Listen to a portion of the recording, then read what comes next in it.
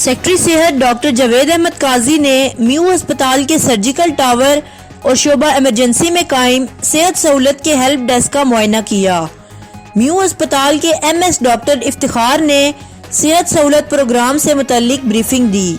Secretary सेहत ने media से गुफ्तगू करते हुए कहा कि म्यू अस्पताल में इस प्रोग्राम के 4 काउंटर कायम किए गए हैं जो 24 घंटे फ़ाल रहेंगे।